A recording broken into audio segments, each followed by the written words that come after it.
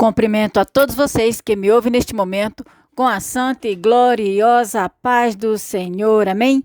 Esta que vos fala é a obreira Maria de Jesus, serva do Senhor. E mais uma vez estamos aqui para fazermos a oração da noite. E hoje nós vamos fazer a reflexão da palavra de Deus em Atos dos Apóstolos. E depois nós vamos levantar o clamor pela busca do Espírito Santo em nossas vidas. Amém? Quero pedir a vocês que não esqueçam de já ir dando aí a sua curtição, o seu like, para não correr o risco de esquecer. Vocês que estão nos assistindo aí recentemente, quero avisar que toda quarta-feira, na oração da noite, às 18 horas, estamos realizando a reflexão da palavra de Deus no livro de Atos dos Apóstolos e estamos dando seguimento à leitura, capítulo por capítulo, versículo por versículo. E assim você vai aí nos acompanhando.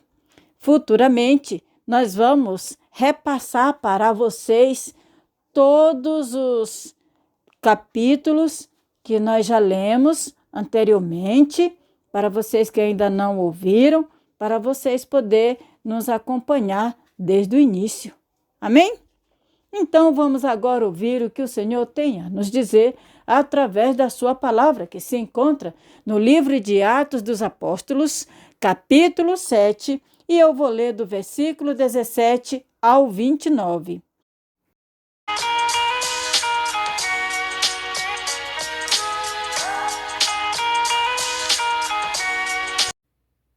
O título é A Defesa de Estevão.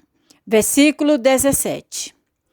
Como, porém, se aproximasse o tempo da promessa que Deus jurou a Abraão, o povo cresceu e se multiplicou no Egito, até que se levantou ali outro rei, que não conhecia a José. Este outro rei tratou com astúcia a nossa raça e torturou os nossos pais, a ponto de forçá-los a enjeitar seus filhos para que não sobrevivessem. Amados, quero fazer aqui uma pausa para explicar melhor este texto. Aqui está relatando a defesa de Estevão, como nós vimos na reflexão anterior.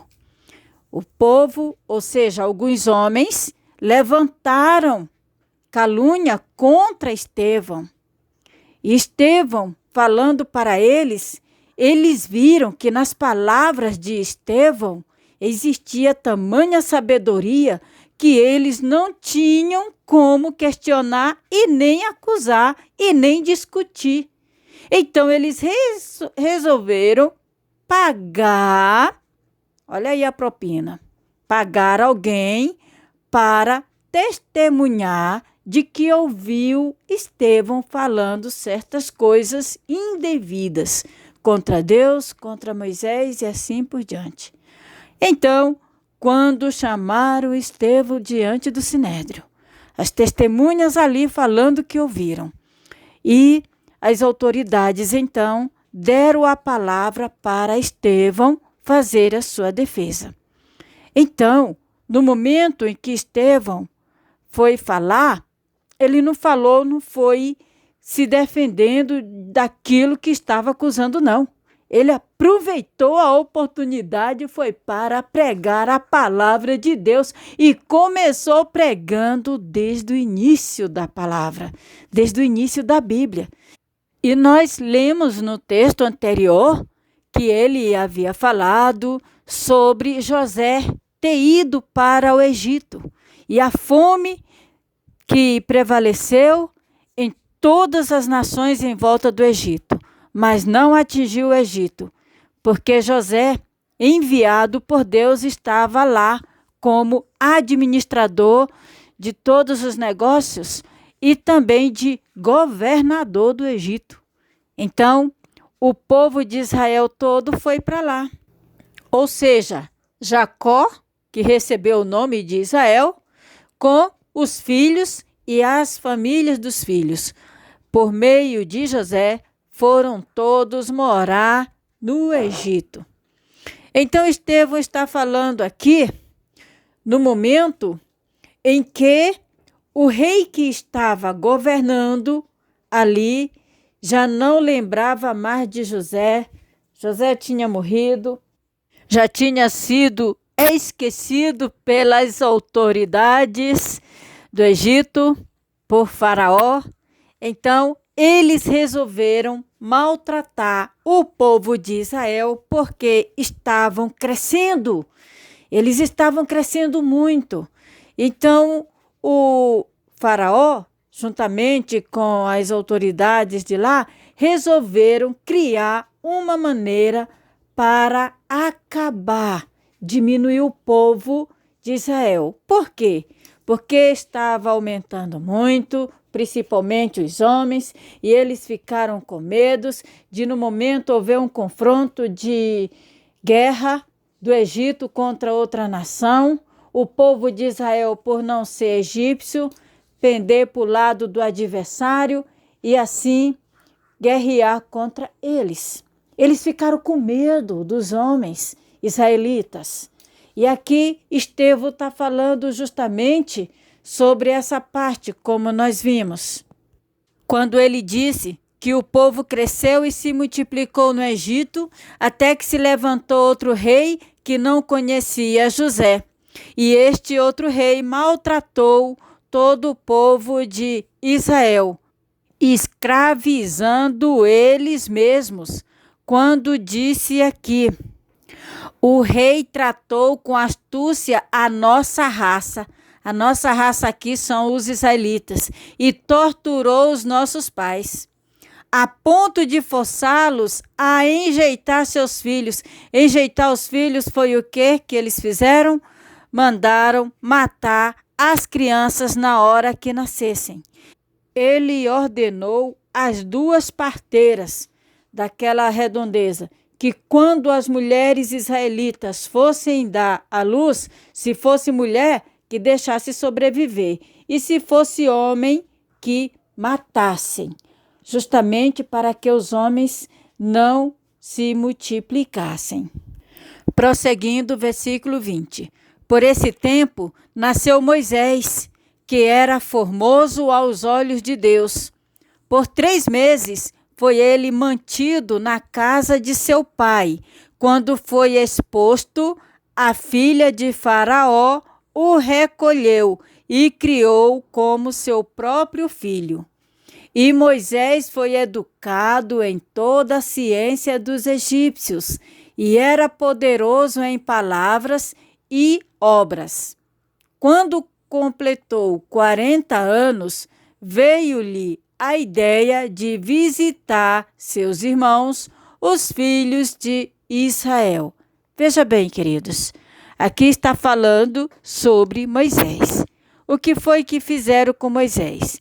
A mãe dele conseguiu esconder ele na barriga a ponto de não deixar que ninguém descobrissem que ela estava grávida. E quando ela deu à luz, ela ainda conseguiu esconder Moisés, o bebezinho, ainda por meses, amamentando, cuidando dele e escondendo. Até que um dia ela resolveu colocar ele num cesto e colocou no rio Nilo, onde tinha aqueles tubarões ferozes, e deixou a irmã dele vigiando.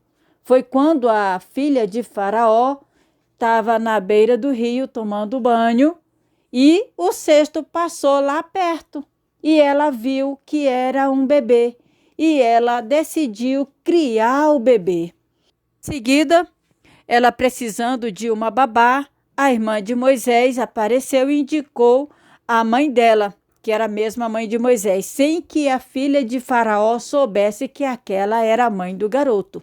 Ela deu Moisés para ela levar e criar como filho dela até uma certa idade. Quando ele ficasse já garoto, maior, ela teria que levá-lo para a filha de Faraó. A mãe de Moisés criou Moisés recebendo o pagamento como babá dele, enquanto era para ele ter sido morto. Foi uma estratégia que Deus criou para livrar Moisés, para livrar o seu povo. E acontece que a filha de Faraó criou Moisés no palácio, quando ele estava garoto. E ele ficou lá no palácio, aprendeu toda a ciência, estudou, como disse aqui na palavra, até quando ele completou a idade de 40 anos. Ele foi visitar os seus irmãos, porque até então ele já sabia que ele não era egípcio, e sim israelita. Prosseguindo, versículo 24. Vendo um homem tratando injustamente, tomou-lhe a defesa e vingou o oprimido, matando o egípcio. Aqui foi o momento em que Moisés viu um egípcio maltratando um israelita. Então ele chegou naquele momento para defender o israelita, ele terminou matando aquele egípcio. E naquele momento ele escondeu ele na areia da praia. Versículo 25. Ora, Moisés cuidava que seus irmãos entenderiam que Deus os queria salvar por intermédio dele. Eles, porém, não compreenderam.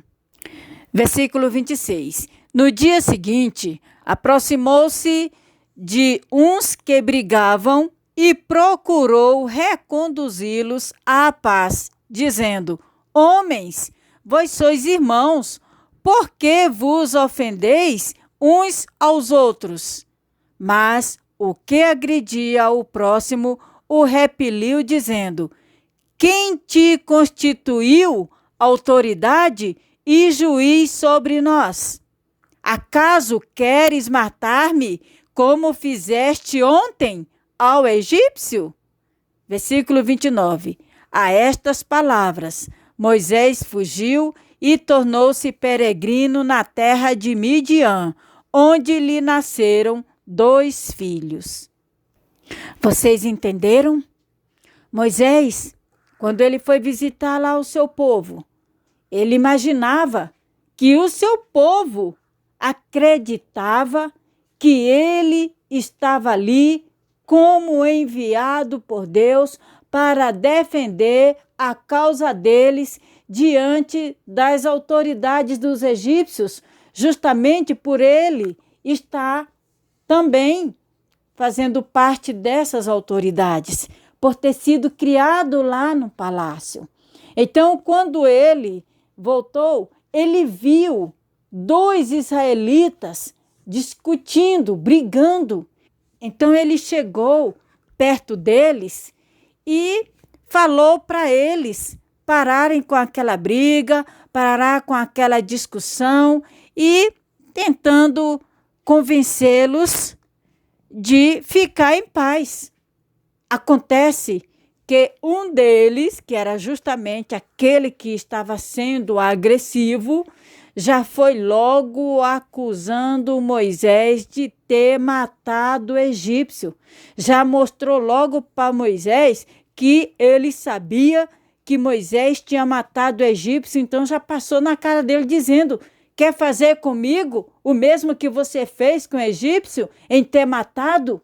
Então, quando ele falou aquilo, Moisés ficou com medo de ser descoberto justamente o que ele fez perante as autoridades dos egípcios e depois ele ser o quê?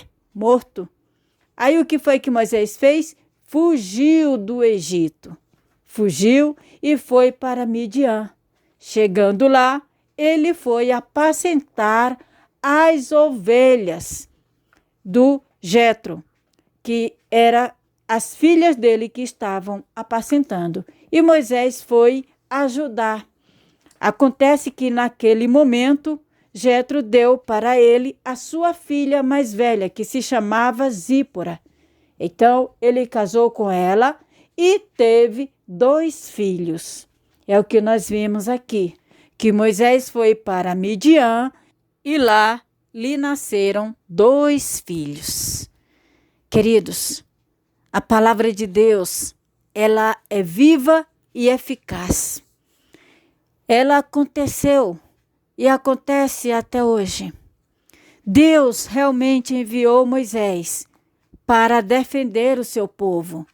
E até hoje Deus envia um Moisés para nos defender, mesmo que apareça de uma forma diferente.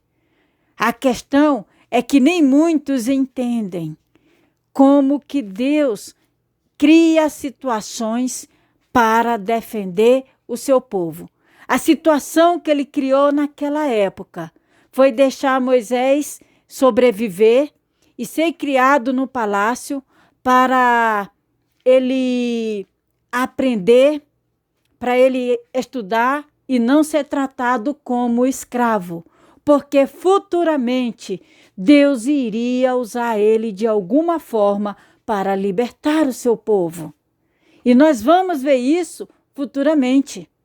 Mas agora, voltando para o assunto, Estevão, que ele estava naquele momento pregando esta palavra, ele estava contando essa história no momento em que foi lhe dado a palavra para ele fazer a sua defesa.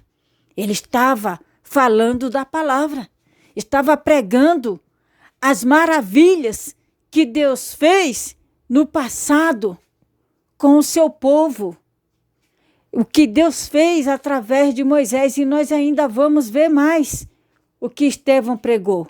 E quando ele estava pregando ali, estava todo mundo ali em silêncio, ouvindo a forma que ele estava sendo usado pelo poder do Espírito Santo. Como Deus fica maravilhado, queridos, quando ele vê que as pessoas estão se alimentando da sua palavra, que as pessoas estão dando ouvido à sua palavra, que as pessoas têm interesse pela palavra. Deus ama, Deus gosta. Então vamos tirar momento mesmo para nos dedicarmos à palavra, porque quanto mais nós buscamos a palavra, mais nós nos enchemos da presença de Deus, da presença do Espírito Santo. E é isso que nós vamos fazer agora, clamar pela presença do Espírito Santo em nossas vidas. Amém? Oremos ao Senhor nosso Deus. Pai, Deus de amor, Deus de misericórdia. Neste momento, Senhor, assim como tu derramou do teu Santo Espírito, não somente sobre Estevão, mas sobre todos aqueles que estavam defendendo a causa, Senhor, do Evangelho, a causa da tua palavra, Senhor. Tu derramou do teu Espírito Santo e usou de sabedoria para que o teu nome fosse glorificado. Eu te peço, Senhor, que tu venha derramar do teu Espírito Santo sobre a vida de cada um de nós, porque nós também temos sede da tua palavra, Senhor. Nós temos necessidade da tua palavra, nós precisamos da tua palavra em nossa vida, Senhor, porque ela é o alimento para nós. Mas para nós entendermos, nós precisamos também que tu derrama sobre nós o teu Espírito Santo, para que ele venha, Senhor, nos dar a inspiração que necessitamos. Então derrama, Senhor, sobre a minha vida, sobre a vida do meu irmão, o Espírito Santo para nos dar entendimento, para brilhar a nossa mente, Senhor, para usar o nosso raciocínio, para nos dar inteligência, para que assim, meu Deus, possamos, Pai, entender tudo aquilo que tu queres nos revelar através da tua palavra. Oh, Senhor, nós somos tão carentes, Pai, da tua presença, do teu Espírito Santo, Senhor. Eu te peço que tu venha, meu Deus, com teu poder magnífico. mesmo que nós não merecemos, mesmo que nós não somos dignos, Senhor, mas nós somos necessitados, nós somos dependentes de Ti. Nós não somos dignos, mas nós precisamos, Senhor, que Tu venha derramar sobre nós da porção do Teu Espírito Santo e venha nos usar com poder e autoridade do Teu Espírito. Enche-nos, Senhor, do Teu Espírito, enche-nos, Senhor, da Tua presença, enche-nos, Senhor, do enriquecimento da Tua palavra. É o que eu te peço, meu Deus, para a honra, glória e louvor do Teu santo nome, em nome do Senhor Jesus Cristo. Amém? Graças a Deus. Queridos, que a bênção do Senhor seja derramada sobre suas vidas e sobre todas as suas famílias, em nome de Jesus. Fique na paz. Graças a Deus.